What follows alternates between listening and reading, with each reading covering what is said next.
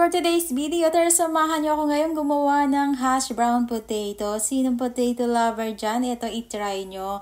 Meron ako dito ang 2 pirasong potato. Then, yan, generated ko siya. At ibababad ko siya sa malamig na tubig. 2 beses ko siyang binanlawan ng malamig na tubig. Then, aalisin natin yung katas niya para hindi siya masyadong masabaw.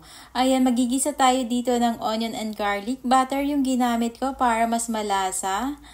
Tapos, ilalagay na natin yung onion at garlic natin. At pagkatapos nito, lagay natin yung ating grated na potato. Gisa muna natin ng konti.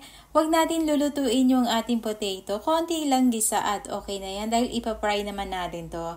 Lagyan lang natin siya ng pampalasa ng salt at saka black pepper.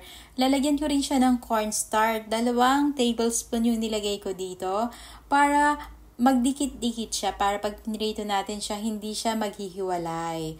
Ayan, konting gisa lang natin. Then pagka okay na to, ay ating papalamigin muna.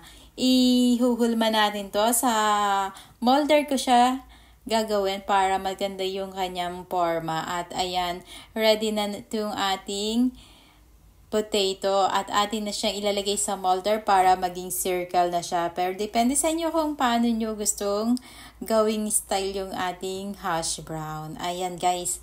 Pagkatapos naman ito, palamigin muna natin ng konti sa ref para pagka niluto natin, hindi siya maghihiwa-hiwalay.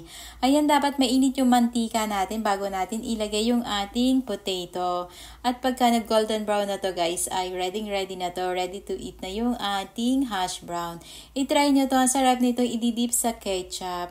Ayan lang guys, yung full ingredients ilalagay ko sa description ng video na to. I-try nyo to at sure na magugustuhan nyo. And thank you for watching my videos. Sana magustuhan nyo and paki-follow and share na rin po. Ayan, perfect na partner pang sa ating salad. At syempre yung ketchup natin para sa sausawan natin. See you on my next video.